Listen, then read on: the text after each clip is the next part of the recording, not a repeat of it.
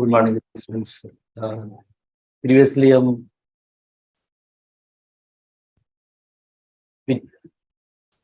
Pituitary gland को हमने discuss किया था। अब हम नेक्स्ट एंडोक्राइन ग्लैंड पे आएंगे। नेक्स्ट एंडोक्राइन ग्लैंड जो हमारे बुक में मेंशन है दैट इज थायराइड ग्लैंड। और थायराइड ग्लैंड के साथ साथ पैराथायराइड ग्लैंड भी होता है। थायराइड ग्लैंड की जो लोकेशन है, you know very well, location जो नेक रीजन के अंदर है, बाइलोब्ड स्ट्रक्चर है। बाइलोब्ड की मीनिंग होती है जिसकी दो लोब्स है, एक राइट लोब होती है और दूसरी लेफ्ट लोब भी होती है। बटरफ्लाई लाइक स्ट्रक्चर होती है नेक रीजन के अंदर, और ये एंडोक्राइन ग्लैंड है, एंडोक्राइन नेचर है। इसी के साथ साथ थायराइड ग्लैंड के साथ साथ पैराथायराइड ग्लैंड भी होता है। थायराइड ग्लैंड के साथ साथ पैराथायराइड ग्लैंड भी होता है, जिसकी ऐसी चार जैसे डॉट लाइक स्ट्रक्चर्स मौजूद हैं। इसे हम कहते हैं पैराथायराइड ग्लैंड कहते हैं। हर एक लोब के साथ साथ एक पेयर जो होता है वो पैराथायराइड ग्लैंड का होता है। ये थायराइड ग्लैंड, राइट और लेफ्ट लोब, हर एक राइट और लेफ्ट लोब के अंदर एक पेयर जो होता है वो होता है पैराथायराइड ग्लैंड का होता है। तो थायराइड ग्लैंड और पैराथायराइड ग्लैंड दोनों नेक रीजन के अंदर मौजूद है, और दोनों जो अलग किस्म के लाइक हार्मोन प्रोड्यूस करते रहते हैं। लोकेशन जैसे क्या है, फर्दर हम इस पे आते हैं कि what is the location of thyroid gland. जैसे आप देखें, थायराइड ग्लैंड लैरिंक्स और वॉइस बॉक्स है उससे नीचे है, और ट्रेकिया से अबव है। ट्रेकिया से अबव, लैरिंक्स और वॉइस बॉक्स से नीचे नेक रीजन के अंदर जो है थायराइड ग्लैंड मौजूद है। जैसे this one is the thyroid gland, thyroid gland above the जैसे ट्रेकिया, और बिलो जो है in front of the trachea and below the larynx जो होता है, इसे हम कहते हैं thyroid gland. Butterfly like structure, two lobes, right lobe, left lobe. Location के बाद जैसे सबसे पहले हम इस पे आएंगे कि इनके कौन से हार्मोन प्रोड्यूस करता है थायराइड ग्लैंड। थायराइड ग्लैंड के हार्मोन्स को जनरली जैसे T3 T4 thyroxine hormone generally हम कहते हैं T3 T4 हार्मोन। तीन अगर जो है आयोडीन के एटम्स होते हैं तो T3, बिकॉज जो थायरोक्सिन हार्मोन होता है उसके अंदर मेन कंस्टिट्यूएंट जो होता है वो होता है लाइक जैसे आयोडीन भी होता है। ऑर्गेनिक रिंग्स जरूर होती है पर उसके साथ साथ आयोडीन भी होता है। अगर 3 आयोडीन के माली एटम्स होंगे तो उसे हम कहेंगे ट्राई आयोडोथायरोनिन और T3, और जो T4 है वो tetra iodothyronine, tetra iodothyronine. Tetra लफ्ज की मीनिंग होती है चार, तो चार एटम होते हैं आयोडीन की, तो इस वजह से टेट्रा आयोडोथायरोनिन। इट सीक्रेट्स एक जनरली जैसे general term that is the thyroxine, generally हम उसे कहते हैं थायरोक्सिन कहते हैं। थायरोक्सिन के अंदर क्या होता है, टेट्रा आयोडोथायरोनिन और T4, और दूसरा होता है T3 triiodothyronine. Iodo refers to iodine. Iodine के अगर तीन जो एटम है तो ट्राई आयोडोथायरोनिन। अगर जैसे आयोडीन के 4 एटम्स होते हैं उसके अंदर तो टेट्रा आयोडोथायरोनिन। कैटेगरी क्या है थायरोक्सिन की। Thyroxine hormone chemically amine in nature है। ये जो है ना अमाइन इन नेचर है। अमाइन इन नेचर का मतलब होता है यू नो वेरी वेल, जिसका लाइक कंपोजिशन के अंदर 1 amino acid modified amino acid, तो उसे हम कहते हैं अमाइन हार्मोन। एक जैसे थायरोक्सिन हार्मोन, दूसरा हार्मोन है जिसका नेम है कैल्सिटोनिन हार्मोन है। कैल्सिटोनिन पेप्टाइड इन नेचर होता है जो कैल्शियम मेटाबॉलिज्म से उसका रिलेशनशिप होता है। वर्ड से जाहिर है, पहले वर्ड से जाहिर है calcitonin refers to calcium metabolism से रिलेशन है। तो आप सबसे पहले इसके हार्मोन नोट करेंगे कि थायराइड ग्लैंड के कौन कौन से हार्मोन है, थायरोक्सिन एंड कैल्सिटोनिन। थायरोक्सिन की कैटेगरी में क्या आता है T3 T4। मेजर हार्मोन जो मेन हार्मोन है इसमें T3 या T4 में वो है T4 है, then it is converted into T3 hormone. Book में ऐसी पॉइंट नहीं है, मेंशन नहीं है। पहले जिस तरह से ये T4 की सूरत में प्रोड्यूस होता है, देन जो है ये T3 में कन्वर्ट होता है। तो पहले जो इनिशियली जो T4 हार्मोन और देन जो है ये T3 में कन्वर्ट होता है। बुक में ऐसी पॉइंट वगैरह नहीं होती है। बाकी जैसे STB के हवाले से आप जैसे देखें, base of the neck in front of the trachea, ये इसकी लोकेशन हो गई। थायराइड ग्लैंड की ये लोकेशन हो गई। स्ट्रक्चर के वाइज हवाले से जैसे बाइलोब स्ट्रक्चर है, बाई की मीनिंग होती है टू, राइट लोब और लेफ्ट लोब। शेप कैसी है, बटरफ्लाई लाइक शेप है। और हार्मोन कौन से हैं, हार्मोन एक थायरोक्सिन हार्मोन जिसे T3 T4 कहते हैं, और दूसरा हार्मोन कैल्सिटोनिन। थायरोक्सिन हार्मोन की chemical nature amine in nature, calcitonin hormone की chemical nature peptide in nature होती है। तो ये ऐसी छोटी छोटी सी पॉइंट्स हैं जिनको अल्टीमेटली आपको याद करना है। याद करने के अलावा बायोलॉजी के अंदर जैसे कोई दूसरा ऑप्शन ही नहीं है आपको, जो जितनी जैसे मेमोरी आप बढ़ाई और इनको याद करें बस। अक्सर जो है बायोलॉजिकल साइंसेस के अंदर जो आपको पता है मेमोराइजेशन एक बहुत ही इंपॉर्टेंट कंपोनेंट होता है। जो भी स्टूडेंट क्रेमिंग करते हैं तो कहते हैं उनका जो सब्जेक्ट स्ट्रांग है। तो जरूरी है कि आपको नेचर याद होनी चाहिए कि इनकी नेचर क्या है। तो अब लॉजिक तो कोई नहीं है, जस्ट एसटीबी है, उसके अंदर पॉइंट भी मौजूद है, याद करना है, बस याद करना आपका काम है। तो T3 और T4 हार्मोन जिसे हम थायरोक्सिन कहते हैं, overall metabolism of the body उसको रेगुलेट करते हैं। मेटाबॉलिज्म में कौन कौन सी चीजें आ जाती है? ग्रोथ आ जाती है, डेवलपमेंट आ जाती है। ओवरऑल ग्रोथ है, डेवलपमेंट है। डेवलपमेंट प्रोसेस में भी थायरोक्सिन हार्मोन का रोल या किरदार होता है। और रिप्रोडक्टिव सिस्टम है, reproductive system as well as जो नर्वस सिस्टम है इनको रेगुलेट करता है, नर्वस सिस्टम। इनके अलावा एक जनरल जैसे टर्म इस्तेमाल होता है थायरोक्सिन के हवाले से कि ये बीएमआर को रेगुलेट करता है। बीएमआर चैप्टर 1 के अंदर अगर आप देखेंगे एक टर्म है थर्मो रेगुलेशन के अंदर, अगर आपको याद हो थर्मो रेगुलेशन चैप्टर 1 आखिरी जो उसमें चैप्टर 1 का जो पेज है उसके अंदर बीएमआर का जिक्र है, basal metabolic rate. Long term heat production thyroxine hormone involve होता है, बिकॉज थायरोक्सिन का रोल या किरदार होता है ओवरऑल जो मेटाबॉलिज्म या मेटाबॉलिक रेट को इंक्रीज करना। जाहिर है जब मेटाबॉलिक रेट इंक्रीज होगा तो लाइक बाई प्रोडक्ट के तौर पे हीट प्रोड्यूस होगी, हीट जनरेट होगी, थर्मो रेगुलेशन जो चैप्टर 1 के अंदर मौजूद है। तो लॉन्ग टर्म हीट प्रोडक्शन कैसे? थायरोक्सिन हार्मोन से। किस तरह से? हाउ? उसका लाइक जो रीजन ये है कि ये ओवरऑल मेटाबॉलिज्म उसको रेगुलेट करता है। जाहिर है जब मेटाबॉलिक एक्टिविटीज होगी तो बाई प्रोडक्ट के तौर पे हीट प्रोड्यूस होगी। पर जैसे मेन इसके जो फंक्शन जनरली हम कहेंगे थायरोक्सिन के ओवरऑल जैसे फिजिकल ग्रोथ है, डेवलपमेंट है, रिप्रोडक्टिव सिस्टम की ग्रोथ है, नर्वस सिस्टम की ग्रोथ है, इतने ज्यादा डाइवर्स टाइप के जो सिस्टम है उनकी जो रेगुलेशन है, मेटाबॉलिज्म है, वो थायरोक्सिन हार्मोन करता है। मोर ओवर ओवरऑल जो मेटाबॉलिज्म है of the body that is regulated by thyroxine hormone. अब जैसे देखें अगर किसी भी पर्सन में किस हार्मोन की अगर कमी होती है या एक्सेस होती है तो यही सिस्टम मुतासिर होंगे। ग्रोथ अगर कम हार्मोन रिलीज हो रहा है तो फिजिकल ग्रोथ नहीं होगी, रिप्रोडक्टिव सिस्टम डेवलप नहीं होगा, नर्वस सिस्टम इसके हवाले से रिटार्डेशन होगी, बीएमआर ओवरऑल जैसे कम हो जाता है। तो यानी किसी भी हवाले से अगर आप देखें लो प्रोडक्शन या हाई प्रोडक्शन होती है तो अल्टीमेटली जो फंक्शन जिनको रेगुलेट कर रहा है थायरोक्सिन वही फंक्शन जो है बॉडीली देन मुतासर होते हैं। तो एसटीबी के हवाले से अगर आप देखें कि overall metabolism of the body is regulated by T3 and T4 hormones. T3 and T4 hormone.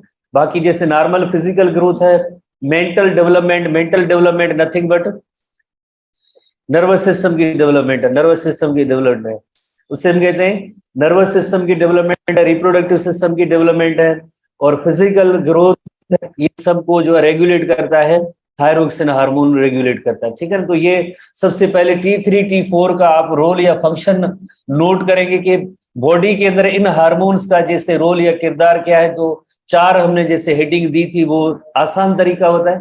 फिर भी एसटीबी के अंदर जैसे 1-2 पॉइंट है, overall metabolism, normal physical growth है, डेवलपमेंट प्रोसेस है, नर्वस सिस्टम की जैसे ग्रोथ है, रिप्रोडक्टिव सिस्टम की ग्रोथ है, that is regulated by T3 T4। इसको अब ये नहीं है, ठीक है ना, regulated by T3 and T4 hormone.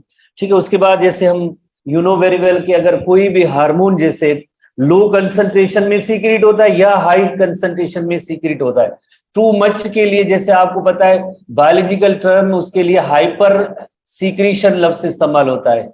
एक और भी टर्म इस्तेमाल होता है, ओवर प्रोडक्शन भी इस्तेमाल होता है, टू मच। अगर कोई भी हार्मोन उसकी लेवल, उसकी कंसंट्रेशन नॉर्मल से भी ज्यादा हो तो उसे हम कहते हैं हाइपर सीक्रेशन, ओवर प्रोडक्शन कहते हैं। अगर उस हार्मोन की प्रोडक्शन बहुत ही कम है तो उसके लिए लफ्ज इस्तेमाल होता है हाइपर की बजाय हाइपो, और अंडर की बजाय ओवर की बजाय अंडर सीक्रेशन, ओवर की बजाय अंडर सीक्रेशन। हाइपो सीक्रेशन भी लफ्ज इस्तेमाल किया जाता है, अंडर सीक्रेशन लफ्ज भी इस्तेमाल किया जाता है जब कोई भी हार्मोन उसकी लेवल जो है बहुत कम होती है। थोड़ी सी ऐसी टर्मिनोलॉजी जो अल्टरनेट टर्मिनोलॉजी है वो जहन में रखेंगे, बायोलॉजिकल टर्मिनोलॉजी। जैसे इंग्लिश में कहेंगे बहुत ही कम हार्मोन प्रोड्यूस हो, तो ऐसा टर्म तो आगे इस्तेमाल नहीं होगा, उसके लिए यकीनन हाइपो लफ्ज इस्तेमाल होता है या अंडर सीक्रेशन होगा। तो दोनों कंडीशन में जैसे ये डिसऑर्डर होते हैं, कैसे, जैसे हमने फीडबैक मैकेनिज्म में पढ़ा था कि हर एक हार्मोन की एक नॉर्मल रेंज होनी चाहिए। अगर हार्मोन जो है ज्यादा मिकदार में रिलीज होता है तब भी डिसऑर्डर है, और कम मिकदार में भी रिलीज होता है तब भी डिसऑर्डर। जैसे हमने ग्रोथ हार्मोन के हवाले से भी पढ़ा था, अगर ग्रोथ हार्मोन कम रिलीज होता है डवार्फिज्म होती है, ग्रोथ हार्मोन अगर एक्सेस में रिलीज होता है तो आपने देखा जाइगेंटिज्म होती है। तो इसी तरह से कोई भी हार्मोन जैसे T3 T4 थायरोक्सिन हार्मोन कम या ज्यादा रिलीज होगा तो यकीनन उसके रिजल्ट में मेटाबॉलिक डिसऑर्डर होंगे। जैसे सबसे पहले ये 3 मेटाबॉलिक डिसऑर्डर है जो हाइपोथायराइडिज्म कहलाते हैं। जैसे अब हाइपोथायराइडिज्म, जैसे देखिए वर्ड को आप देखें, हाइपो की मीनिंग क्या होती है, जैसे अभी हमने नोट किया लो सीक्रेशन। थायराइडिज्म यानी थायरोक्सिन हार्मोन अगर कम मिकदार में प्रोड्यूस होता है तो ऐसी कंडीशन को हम कहेंगे हाइपोथायराइडिज्म। जैसे देखिए ना, आसान, बहुत ही आसान सी टर्म। हाइपो की मीनिंग है टू लिटिल, कौन सा too little hormone, thyroxine, condition is called hypothyroidism. एक ऐसा पर्सन जिसकी बॉडी के अंदर अगर एबनॉर्मली थायरोक्सिन हार्मोन कम रिलीज हो रहा है तो उस कंडीशन को हम कहेंगे हाइपोथायराइडिज्म कहेंगे। एक हाइपोथायराइडिज्म होती है जो एडल्ट्स में होती है, एल्डरली पीपल में होती है, उसकी टेक्निकल टर्म, बायोलॉजिकल टर्म मिक्सिडीमा है। एक ऐसी हाइपोथायराइडिज्म जो डाइट की वजह से, डाइट के अंदर आयोडीन की कमी होती है तो उस वजह से हाइपोथायराइडिज्म जो होगी उसे हम कहेंगे ग्वाइटर कहेंगे, because you know very well कि T3 या T4 के अंदर आयोडीन का होना जरूरी होता है। अगर आयोडीन नहीं होगा डाइट के अंदर तो एक कंडीशन डेवलप होती है हाइपोथायराइडिज्म की, जिससे हम कहेंगे ग्वाइटर कहेंगे। एक तीसरी कंडीशन है जो कंजेनाइटल है, जो बाय बर्थ है, बच्चे की जैसे पैदाइश के साथ होती है, जेनेटिक रीजन होता है, कंजेनाइटल बाय बर्थ, उसे हम कहते हैं क्रिटिनिज्म कहते हैं। सच person is called creatine person. तो ऐसी 3 कंडीशन है हाइपोथायराइडिज्म की, मिक्सिडीमा हाइपोथायराइडिज्म है, ग्वाइटर हाइपोथायराइडिज्म है, क्रिटिनिज्म हाइपोथायराइडिज्म है, तीनों हाइपोथायराइडिज्म है। हाइपोथायराइडिज्म का मतलब क्या हुआ? हाइपोथायराइडिज्म का मतलब ये हुआ कि under production, low secretion, too little secretion of thyroxine hormone. तो सबसे पहली कंडीशन हम मिक्सिडीमा पे आते हैं कि मिक्सिडीमा क्या होता है। जैसे अभी हमने नोट किया कि ये हाइपोथायराइडिज्म की कंडीशन है, लो लेवल होती है हाइपोथायराइडिज्म में, एल्डर्स में होती है, एल्डर्स के अंदर से जैसे, या एडल्ट्स के अंदर होती है। अब इसकी जो निशानियां होती हैं, जैसे कोई क्यों होती है, कैसे होती है, पर डिजीज की साइन एंड सिम्टम्स जिस पर्सन में अपीयर होती है उन निशानियों को याद करना होता है और इसको कंपेयर करना होता है, इस मिक्सिडीमा को कंपेयर करना होता है हाइपरथायराइडिज्म के साथ। तो तकरीबन एक दूसरे के जो अल्टरनेटिव जैसे अपोजिट पॉइंट्स होंगी, तो की जैसे फीचर इसके अंदर है कि कौन कौन सी निशानी अपीयर होगी अगर किसी पर्सन के अंदर मिक्सिडीमा होगी। मिक्सिडीमा होगी तो ओवरवेट होगा, ओवरवेट की मीनिंग जाहिर है, वर्ड से जाहिर है, हेवी पर्सन हो जाएगा, वेट ज्यादा होगा। Sluggish that is a lazy, dry skinned, hair losing, intolerance to cold, यानी सर्दी का एहसास उसको जो बहुत ज्यादा लगेगा। अगर दूसरे नॉर्मल पर्सन है उनको इतनी ज्यादा सर्दी नहीं लगेगी, पर जिसको मिक्सिडीमा होगी तो उसको यकीनन जैसे इनटॉलरेंस टू कोल्ड होता है। कंफ्यूज एंड डिप्रेस्ड होगा, कंफ्यूज एंड डिप्रेस्ड इंडिविजुअल, यानी बिहेवियर पे भी जैसे असरअंदाज होता है इसकी सीक्रेशन अगर कम होगी। तो निशानियां याद करनी है, overweight, sluggish, dry skin, hair losing and in heat sorry cold intolerance, confuse and depressed individual होगा, उसे हम कहते हैं ये मिक्सिडीमा की फीचर्स हैं। जस्ट फीचर्स याद करनी है और उसको कंपेयर करना होता है हाइपरथायराइडिज्म के साथ।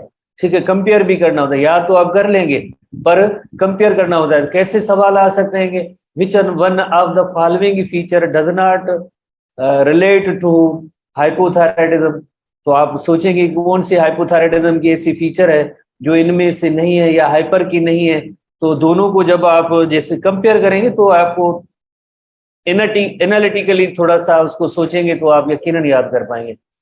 क्रेमिंग करना, याद करना, मेमोराइज करना अलग चीज होती है, देन कंपेयर करना वो अलग चीज होती है। तो कोशिश करें जब ऐसी 2 पॉइंट्स हो जिनकी इफेक्ट्स तकरीबन एक दूसरे के अपोजिट हो तो उनको आप कंपेयर भी किया करें। कंपेयर करेंगे तो जो है और मजीद आपको जो है ना ये याद हो जाएगी चीजें।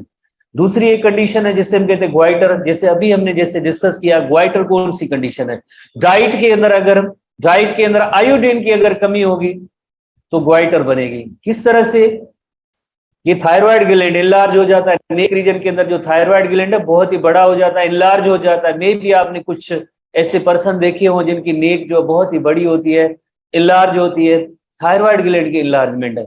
ये इनलार्जमेंट कैसे होती है, उसकी एक मैकेनिज्म है। जैसे आपको पता है कि ब्रेन के अंदर कौन सा कंट्रोलिंग पार्ट पड़ा है जो एंडोक्राइन सिस्टम के मेजर कंपोनेंट्स को कंट्रोल, हाइपोथैलेमस। तो हाइपोथैलेमस से कौन सा हार्मोन रिलीज हुआ होगा, CRH और TRH, thyrotropin releasing hormone. Hypothalamus से थायरोट्रोपिन रिलीजिंग हार्मोन रिलीज होगा, वो एंटीरियर लोबा पिट्यूटरी ग्लैंड को स्टिमुलेट करेगा। बदले में एंटीरियर पिट्यूटरी ग्लैंड क्या करेगा, TSH प्रोड्यूस करेगा, थायराइड स्टिमुलेटिंग हार्मोन। और आगे उससे थायराइड को क्या कहेगा ये TSH कि आप थायरोक्सिन प्रोड्यूस करें ना, पिट्यूटरी यही उसको कमांड या ऑर्डर देगा, किसको, पिट्यूटरी, थायराइड ग्लैंड को। किसके जरिए, TSH के जरिए कहेगा कि आप जो है ये T3 T4 हार्मोन प्रोड्यूस करें। प्रोड्यूस क्या करेगा, उसके पास आयोडीन ही नहीं है, पर वहां से जो है हाइपोथैलेमस से कमांड या ऑर्डर आते रहेंगे, TRH thyrotropin releasing hormone anterior lobe pituitary gland को स्टिमुलेट करेगा, बदले में anterior lobe pituitary gland TSH produce करती रहेगी। TSH जो है थायराइड को स्टिमुलेट करती रहेगी, पर आगे जो क्या है, आगे आयोडीन की कमी है, lake of iodine, insufficient iodine है, तो T3 T4 नहीं बनेगी और मुसलसल स्टिमुलेशन की वजह से थायराइड ग्लैंड जैसे कि लार्ज हो जाता है। This condition is called as goitre. और सिंपली इसका इलाज है, कोई इतनी बड़ी मैकेनिज्म नहीं है। जैसे जो लोग सी फूड खाते हैं तो उनमें आयोडीन ज्यादा होती है, तो उनको जैसे ग्वाइटर होने के चांस ही नहीं होते। आयोडीन वाला साल्ट होता है, वो खानों में अगर इस्तेमाल करेंगे तब भी जैसे ग्वाइटर से अवॉइड किया जा सकता है। आयोडीन की टेबलेट्स भी होती है। बहरहाल इस तरह से जो इनकी ट्रीटमेंट मौजूद है। मैकेनिज्म को जरा एक नजर हम देखेंगे कि हाउ किस तरह से मैकेनिज्म होती है। जैसे देखेंगे इनलार्ज थायराइड ग्लैंड, हमारे STB बुक के अंदर भी ऐसी सेम तस्वीर जैसे मौजूद है। Enlarge thyroid gland is called as goitre. Enlarge thyroid gland है जिससे हम कहते हैं ग्वाइटर। क्यों हुई है इनलार्ज ग्लैंड, बिकॉज हाइपोथैलेमस से TRH रिलीज होता है। TRH आगे किसको स्टिमुलेट करता है, एंटीरियर पिट्यूटरी को। एंटीरियर पिट्यूटरी क्या प्रोड्यूस करेगा, TSH। TSH किसको स्टिमुलेट करता है, थायराइड ग्लैंड। किसके लिए, कि आप जो T3 T4 बनाए ना, पर यहाँ भी क्या है, आयोडीन की कमी है। यहाँ पे आयोडीन की कमी है तो ये T3 T4 नहीं बनेगा, और उसकी वजह से ये मुसलसल स्टिमुलेशन की वजह से, कंटिन्यूस स्टिमुलेशन की वजह से क्या होगा, थायराइड ग्लैंड इनलार्ज होगा। This condition is called as goitre. इस कंडीशन को हम कहते हैं ग्वाइटर कहते हैं। This condition is called as goitre. उसके बाद जैसे एक नेक्स्ट डिसऑर्डर है तीसरा हाइपोथायराइडिज्म के हवाले से, दैट इज कॉल्ड एज किरेटिनिज्म। किरेटिनिज्म आपको पता है कंजेनाइटल है, बाय बर्थ है, जेनेटिक रीजन है, और ये करेक्ट हो ही नहीं सकता। ऐसा पर्सन करेक्ट हो ही नहीं सकता क्योंकि ये कंजेनाइटल है, बाय बर्थ है, जेनेटिक डिसऑर्डर है। अर्ली एज का मतलब होता है कि यानी बाय बर्थ कंजेनाइटल, पैदा होते ही ये डिसऑर्डर होता है। किरेटिनिज्म कंडीशन को हम कहते हैं, और ऐसे पर्सन को हम कहेंगे जिसमें किरेटिनिज्म ऑब्जर्व होती है, such person is called the cretin person. Dwarfism, dwarf person. Cretinism, cretin person को हम कहेंगे किरेटिन पर्सन कहेंगे। तो इसमें कौन सी निशानियां होती है, एक स्टंटेड ग्रोथ, यानी ग्रोथ प्रॉपर या नॉर्मल, या उसका हम कहेंगे कद जो बड़ा नहीं होता, कद छोटा ही रहता है। जैसे आपको याद है थायरोक्सिन हार्मोन के हवाले से हमने क्या पढ़ा था, फिजिकल ग्रोथ। STB बुक के अंदर भी जैसे टर्म मौजूद है, थायरोक्सिन हार्मोन किस चीज को रेगुलेट करता है, फिजिकल ग्रोथ। चिल्ड्रेन के अंदर, बच्चों के अंदर जो फिजिकल और नॉर्मल ग्रोथ है या कद जो बड़ा हो रहा होता है, उसमें थायरोक्सिन का वेरी इंपॉर्टेंट रोल होता है। जाहिर है जब थायरोक्सिन अब रिलीज ही नहीं हो रही है, कंसंट्रेशन इसकी कम है, थायरोक्सिन कम रिलीज हो रहा है, तो रिजल्ट क्या होगी, रिजल्ट ये होगी कि ग्रोथ उसकी जो है बहुत ही छोटी होगी। जैसे आपको पता है थायरोक्सिन हार्मोन का काम ये भी था नर्वस सिस्टम की डेवलपमेंट कराना। अब थायरोक्सिन नहीं है तो मेंटली रिटार्डेड होता है, सेक्सुअली रिटार्डेड ऐसा पर्सन होता है। बिकॉज जैसे थायरोक्सिन हार्मोन का काम होता है रिप्रोडक्टिव सिस्टम में, उसको भी जैसे ग्रो करना, तो वो भी नहीं होगी, तो यकीनन हम कहेंगे mentally retarded, sexually retarded, abnormal person होता है। Cretin person is abnormal person. और एक और फीचर है कोर्स फेशियल फीचर। एक सिंगल टर्म है और इसके अंदर काफी सारी निशानियां हैं। जनरल बायोलॉजिकल टर्म है coarse facial features. Facial refers to face, जैसे जनरली फेशियल लफ्ज की मीनिंग ही होती है फेस। फीचर यानी फेस के अंदर ऐसी कौन सी निशानियां होती हैं, सिम्टम्स होती हैं, जिससे हमें पता चलता है कि ये जो है किरीटिन पर्सन है, इसको किरीटिनिज्म हुई है। जिसमें ये जो फोर हेड होता है ये बाहर निकला होता है, बल्जिंग हेड होता है, नोज ब्रिज बहुत ही फ्लैट छोटी होती है, और इसी तरह से लिप्स होते हैं बहुत ही बड़े बड़े होते हैं और थिक लिप्स होते हैं। जुबान जो है बाहर निकली होती है, बड़ी होती है, और जो दांत होते हैं, जो नॉर्मल पर्सन होते हैं, उनके दांतों के दरमियान कोई स्पेस नहीं होता है, कोई गैप नहीं होता है। पर इन बच्चों में बहुत ही ज्यादा दांतों के दरमियान भी गैप होगा और दांत भी बहुत छोटे होंगे, कद भी छोटा होगा दिस पर्सन। इवन यहाँ पे जो लाइक ब्लड वेसल्स होंगी वो भी जैसे प्रोमिनेंट वाज़ह क्लियर उभरी हुई नजर आती है। हेयर्स में भी एक ऐसे प्रॉपर जैसे नॉर्मल रेगुलर हेयर होते हैं ऐसे नहीं होते, बिखरे बिखरे से इस तरह के होंगे ग्रुप्स में। तो लाइक हम कहेंगे कि ऐसा पर्सन होगा, उसे हम कहेंगे ये कोर्स फेशियल फीचर्स हैं। उसमें नंबर ऑफ सिम्टम्स हैं, कलेक्टिवली इसे हम कहेंगे course facial features.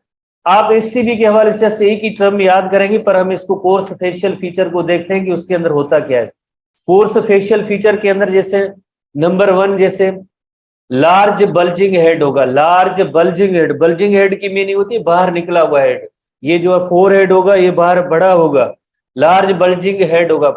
Prominent scalp veins होंगी, यहाँ पे जो वेन्स होती हैं वो बिल्कुल क्लियर वाज़ह नजर आती रहेगी। Saddle like flat bridge nose, तो इसका जो नोज होता है जैसे नॉर्मल पर्सन के नोज से डिफरेंट होगा, बिल्कुल यहाँ पे जो है आपको जैसे उभरा हुआ ऐसा नजर नहीं आएगा, ये फ्लैट होगा। तो इसे हम कहेंगे ये फ्लैट ब्रिज नोज होगा। विद ब्रॉड फ्लैशी लिप्स, तो इनकी लिप्स भी जो है उनकी जो है ब्रॉड होंगे, बड़े लिप्स होंगे और थिक भी होंगे। लिप्स की जैसे नॉर्मल साइज है वो उससे भी जो है बड़ी होगी और वेरी जो है लाइक जैसे थिक भी होते हैं।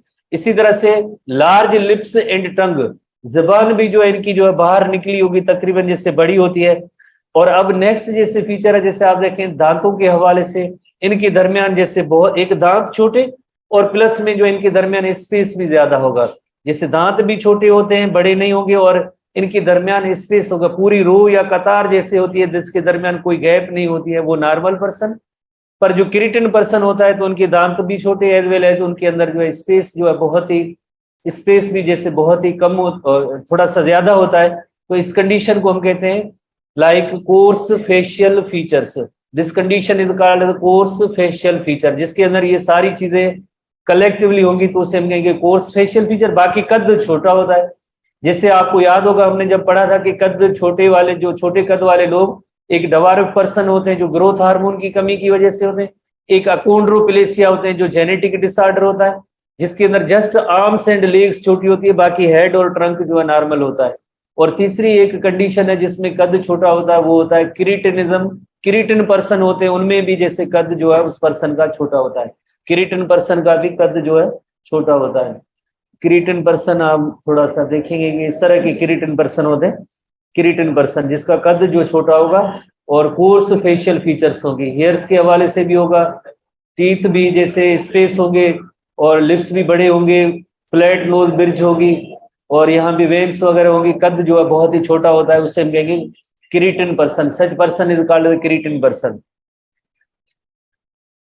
अच्छा, उसके बाद जैसे आपको याद है कि हमने पढ़ा था कि हाइपोथायराइडिज्म को हमें हाइपरथायराइडिज्म के साथ कंपेयर करना है। हाइपोथायराइडिज्म को हाइपरथायराइडिज्म, कौन सी हाइपोथायराइडिज्म की कंडीशन? मिक्सिडीमा को कंपेयर करना है आपने। हायर लेवल जब थायरोक्सिन की कंसंट्रेशन होती है तो इस कंडीशन को हम कहते हैं हाइपरथायराइडिज्म। हाइपर की मीनिंग होती है हाई लेवल। थायरोक्सिन हार्मोन की जब बॉडी के अंदर हायर कंसंट्रेशन होती है this condition is called hyperthyroidism. Sir इसे हम कहेंगे हाइपरथायराइडिज्म कहेंगे, ठीक है। So it is characterised by, यानी कैरेक्टराइज्ड बाय की मीनिंग होती है उसमें कौन सी निशानियां होती हैं। जैसे हमारे एसटीबी बुक के अंदर एक तस्वीर है जिसके अंदर आप देखेंगे जो हाइपोथायराइडिज्म के शिकार होते हैं उनकी आंखें जो है बहुत ही आई बाल जो है इस तरह से महसूस होंगे कि बहुत ही छोटे छोटे आई बाल, आंखें ओपन नहीं हो रही हैं। पर जो थायराइडिज्म के कंपेरेटिवली जो हाइपरथायराइडिज्म होती है तो उनके आई बाल जैसे बड़े होते हैं, बाहर निकले होते हैं, तो उस कंडीशन को हम कहते हैं एक्सप्थैलेमिया। एक्सप्थैलेमिया, एक्स की मीनिंग होती है आउटर या बाहर निकले हुए। ऑप्थेल्मोलॉजी, जैसे आपको पता है कि आईज की स्टडी के लिए ऑप्थेल्मोलॉजी लफ्ज इस्तेमाल किया जाता है। एक्सप्थैलेमिया इसकी मीनिंग होती है कि प्रोट्रूजन ऑफ द आई बाल, आई बाल बड़े होते हैं और बाहर निकले होते हैं। This condition is called exophthalmia. Biological term उसके लिए एक्सप्थैलेमिया लफ्ज इस्तेमाल किया जाएगा। ऑप्थेल्मो लफ्ज की मीनिंग होती है आईज की स्टडी के हवाले से ophthalmology. Ophthalmology the study of the eyes. तो इस तरह एक्स की मीनिंग होती है बाहर निकला हुआ, आउटर या प्रोट्रूजन ऑफ द आई बाल। ये पहली एक निशानी होती है हाइपरथायराइडिज्म की। और इसके कंपेरेटिवली हमारे बुक में इसकी अपोजिट फीचर टेक्स्ट में नहीं है, पर तस्वीर के अंदर आप देख सकते हैं, कंपेयर कर सकते हैं, ऑब्जर्व कर सकते हैं। जिनकी आई बाल जैसे जैसे यकीनन ऐसे बिल्कुल बंद है तो मीन्स ये हाइपोथायराइडिज्म की कंडीशन है। जो आई बाल जो खुले हुए हैं, बड़े हैं, तो ये हाइपरथायराइडिज्म की कंडीशन है। दोनों तस्वीरें हमारे बुक के अंदर जैसे मौजूद हैं। इसी तरह से हीट इंटॉलरेंस, आपको याद होगा हाइपोथायराइडिज्म में कोल्ड इंटॉलरेंस थी, उसमें हीट इंटॉलरेंस होगी। हाई ब्लड प्रेशर होगा, प्रोफ्यूज स्वेटिंग यानी पसीना उसको बहुत ज्यादा आता है, एंड वेट लॉस, उसके अंदर वेट गेन या ओबेसिटी कंडीशन थी।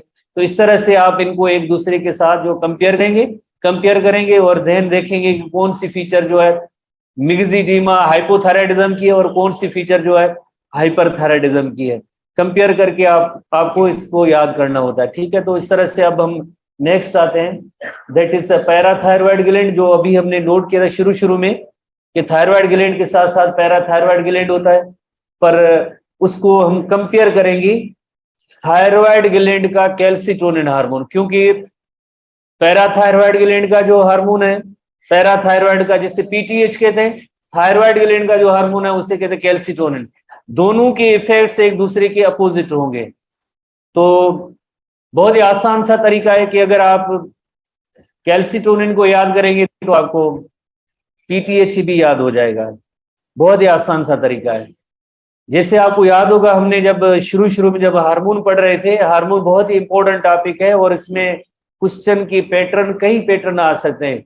जैसे आपको याद होगा कि हमने शायद एक दो एग्जाम्पल लिए थे कि ये हार्मोन रिलीज क्यों होता है, उसका स्टिमुलस क्या है, नंबर 1 रीजन क्या है क्यों रिलीज होता है, नंबर 2 रिलीज होने के बाद उसका टारगेट क्या होता है, किस पे जाके एक्शन अपना दिखाता है। टारगेट यानी दूसरे लफ्जों में हम ये कहते हैं कि कौन से सेल्स होंगे इस हार्मोन को जो है रिस्पॉन्ड करेंगे या रिस्पॉन्स देंगे। तो सवाल पूछने के जो कई तरीके होते हैं। तो इसी तरह से अगर देखा जाए कैल्सिटोनिन की जो हमारी बुक के अंदर डिस्क्रिप्शन है, उस डिस्क्रिप्शन में लाइक स्टूडेंट जो हमारे तजुर्बे के अकॉर्डिंगली काफी सारी कंफ्यूजन होती है कि आखिरकार कैल्सिटोनिन हार्मोन का काम क्या है, ब्लड की कैल्शियम लेवल को कम करते हैं या ज्यादा करते हैं, ठीक है ना। वेरी क्लियर जैसे पॉइंट इस तरह से नहीं लिखा हुआ है। ये कैल्सिटोनिन हार्मोन जब ब्लड के अंदर जब कैल्शियम लेवल बढ़ी हुई होती है, ब्लड के अंदर जब कैल्शियम लेवल बढ़ी होती है, कैल्शियम, तो उसको ये कम करने का इनका रोल होता है। कैल्शियम कम कैसे होगी, जिसमें वन ऑफ द एग्जाम्पल हम जैसे अभी पढ़ते हैं कि जैसे एक्सेस कैल्शियम होती है वो जाके डिपॉजिट होती है बोन के अंदर। तो यानी ब्लड की कैल्शियम निकल के कहाँ गई, ब्लड की कैल्शियम निकल के बोन के अंदर डिपॉजिट हो गई। अब ब्लड की कैल्शियम क्या हो जाएगी, ब्लड की कैल्शियम में हो जाएगी कम हो जाएगी। तो इसी तरह से अगर दूसरा सवाल इसमें सप्लीमेंट्री सवाल जो क्वेश्चन हम इसमें निकालना चाहें कि वाई कैल्सिटोनिन हार्मोन क्यों रिलीज हुआ था, इस वजह से रिलीज हुआ था ब्लड के अंदर कैल्शियम लेवल जब बढ़ गई थी, हाई हो गई थी कैल्शियम लेवल, तो ही कैल्सिटोनिन हार्मोन रिलीज हुआ, वरना कैल्सिटोनिन हार्मोन नहीं रिलीज होता। तो यानी ये कैल्शियम की डिपोजिशन होती है तो वो कैल्सिटोनिन हार्मोन की वजह से होती है। तो देन एक्सेस जितनी भी कैल्शियम होगी वो एक्सेस कैल्शियम सब बोन्स के अंदर डिपॉजिट हो गई, और ब्लड की कैल्शियम जो है लेवल है वो नॉर्मल रेंज तक पहुंच गई, तकरीबन 10 मिलीग्राम पर 100 मिलीलीटर ऑफ द ब्लड होती है।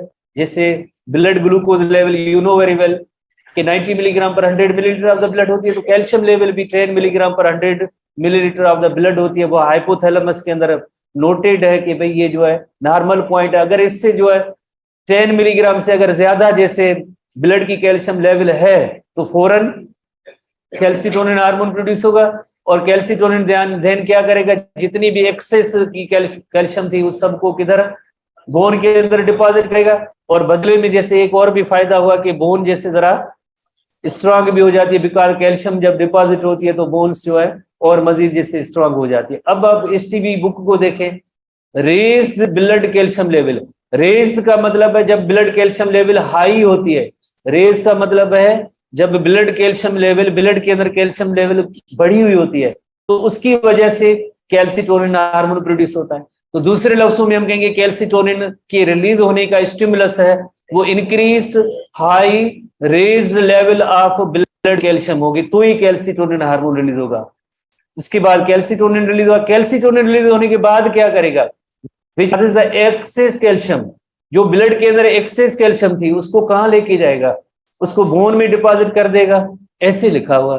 तो ओवरऑल क्या हुआ, ओवरऑल ये हुआ कि calcitonin lowers calcium level of blood, blood के अंदर जो कैल्शियम लेवल है उसको कम करता है, कैल्शियम की लेवल को कम करता है। कैसे उसने कम किया, जो excess calcium in the blood थी वो सब उसको जो डिपॉजिट कर दिया, उसको स्टोर कर दिया, किधर स्टोर कर दिया, बोन के अंदर। तो ब्लड की कैल्शियम लेवल अब जो है कम हो गई, पहले बढ़ी हुई थी अब कम हो गई। कितनी कम हुई है, 10 मिलीग्राम पर 100 मिलीलीटर ऑफ द ब्लड, ये इसका सेट पॉइंट है।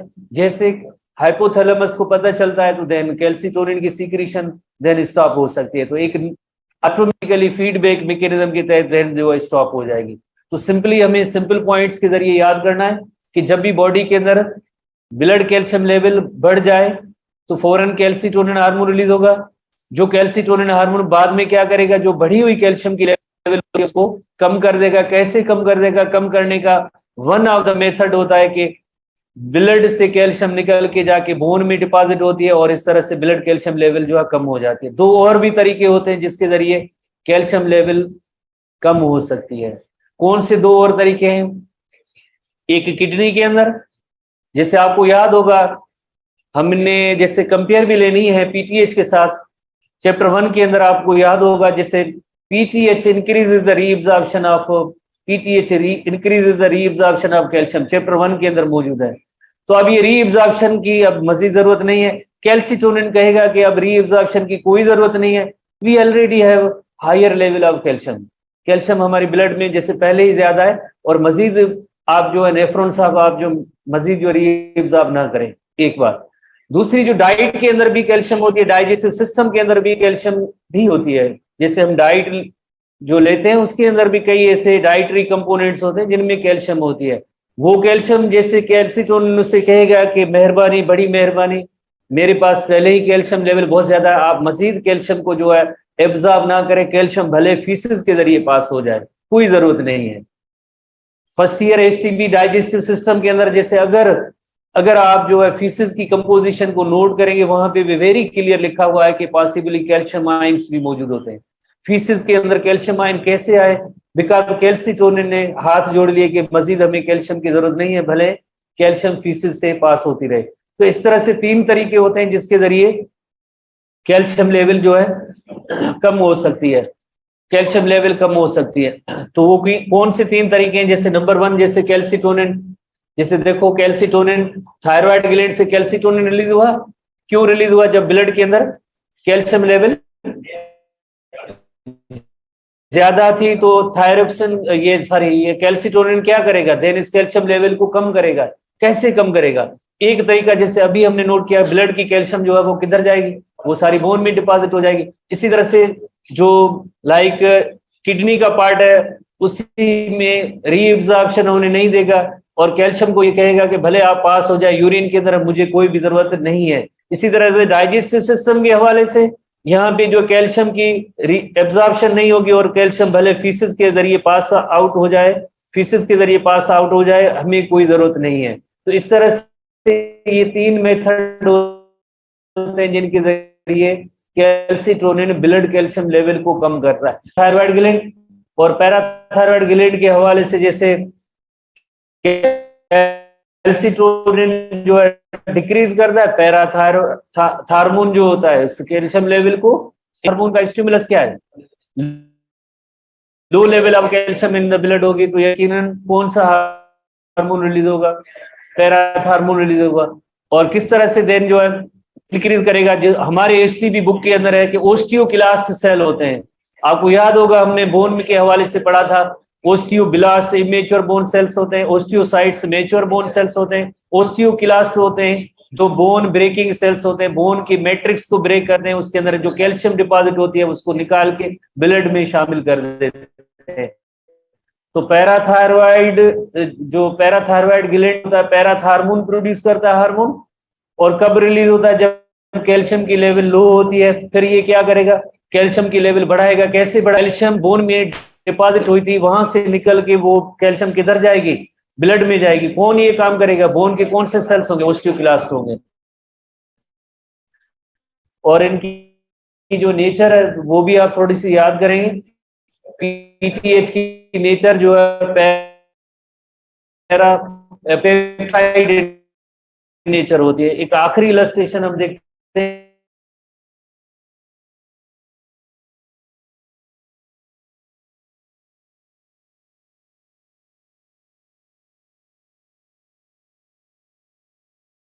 होम्योस्टेसिस ये बताती है कि 100 ब्लड लेवल फॉलिंग का मतलब है 10 होगी तो कौन सा हार्मोन रिलीज होगा? पैराथायरॉइड ग्लैंड से पैराथायरॉइड